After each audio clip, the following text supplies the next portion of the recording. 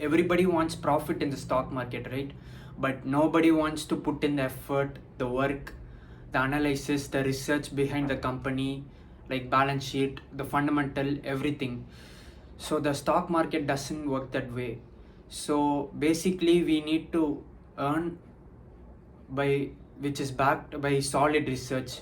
So everybody say invest in company after doing a proper research, right?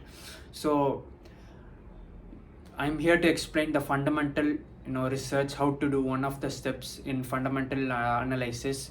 So I'm here to talk about the balance sheet. What is basically balance sheet, right? So balance sheet is a summary of financial balances of an individual or an organization. So it tells what kind of position a company is there, what kind of financial position a company is currently in. This balance sheet is Tata consultancy service. So I choose Tata for their transparency, their loyalty and commitment towards their customers. And so basically TCS is a B2B customers. So let's look at the balance sheet. Basically, the balance sheet is comprised of two things, which is asset and liabilities. And inside the asset there is current asset and current liability. Inside the assets there are non-current assets and current assets, and inside liabilities there are current liabilities and non-current liabilities. So let's take a look at the first one, property, plant and equipment. So what is property, plant and equipment? It shows basically the non-tangible items in a company. These non-tangible assets basically means the things which cannot be physically touched. For an example, not goodwill is a non-tangible asset. No, lot of things like that. So all the assets all the assets which are depreciable comes under this, except for land. This one is capital work in progress. So what do you mean by capital work in progress, right? So for an example, if a company is developing a new facility or a new department in their company, this would be shown in the balance sheet. For an example, if the company is building a new building for the research and development, so it comes under the capital work in progress. Once the construction is finished, the capital work in progress transfers to PPE, which is plant, property and equipment. This one is right to use asset, right? So the right to use asset basically means the person who took the lease has the right to use it for a specific period of time. So that's basically right to use asset. Next one is goodwill. So what is goodwill? So goodwill is basically non-tangible asset, right? So it includes their good name, their brand value, their license, software, pretty much every stuff which cannot be physically touched, all their name, their achievements, stuff like that. Next is financial investment, right?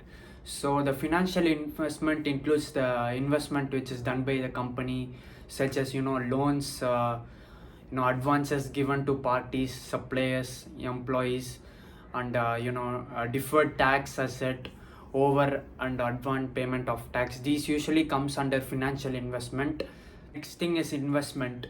So this includes the investment done by the company, which includes investing in the equity market, debts, bonds, the debenture, basically the money market. So next, the investment can be, and also the investment can be further divided into current investment and non-current investment. For an example, if current investment means you are holding for less than a year, and non-current means you're holding it for more than a year. So basically these two comes under investment. Next is current asset. So what comes under a current asset is inventory. So basically what inventory means. Basically goods held for sale, or warehouse where where the goods are sold, goods are stored, and manufactured goods are kept. And so this is basically inventory. The next thing is trade receivables. So what is trade receivables? So basically, let's say you go to a shop and buy a PlayStation on credit. You don't pay, but you pay it on credit. So basically these comes under trade receivables. So these are the amount which are owed by the customers to the firm, which are sold on credit. So these are trade receivables. Next is cash and cash equivalents. So cash and cash equivalents are short term liquid investment that are very easily convertible to cash. So these are cash equivalents. So the examples of cash equivalents are money market funds, commercial paper, treasury bills. So these are example of cash equivalents. So the next is equity. So under equity, share capital comes. So basically share capitals is the value of shares the company owns. Let's say they have 1 crore share at the face value of 10 rupees.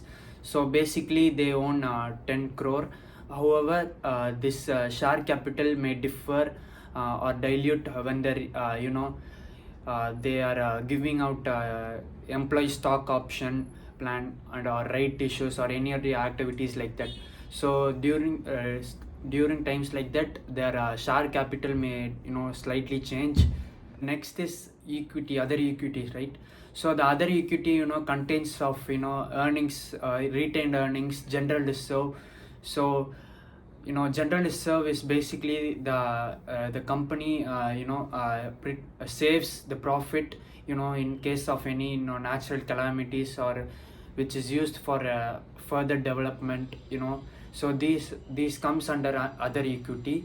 If share premium, the company issues the shares in a premium in IPO. So basically the extra money goes into the reserve. So this is basically general reserve. So these are the assets. So the next is liabilities, right? So liabilities means loan. So the liabilities has been divided into two heads, right? Which is current liabilities and non-current liabilities. So what is basically non-current liabilities? So non-current liabilities are liabilities which you need to pay after 12 months, or current liabilities are those dues which you should pay within 12 months, within short period of time. So so basically non-current liabilities are loan which you need to be paid after 12 months, and as well as current liabilities means dues which you need to pay within a short time, like 12 months. So yeah. So guys, I just covered the the pretty basic stuff of balance sheet. So in the next video I will go in deep, and I will teach you how to assess in a company, how their balance sheet is, if the company is good or not. So I'll do this live in the next video. So yeah guys, I pretty much covered every basic stuff of balance sheet. So in the next video I will cover how to look how to analyze a company's balance sheet and to check if it's good or not. So I'll make that video next.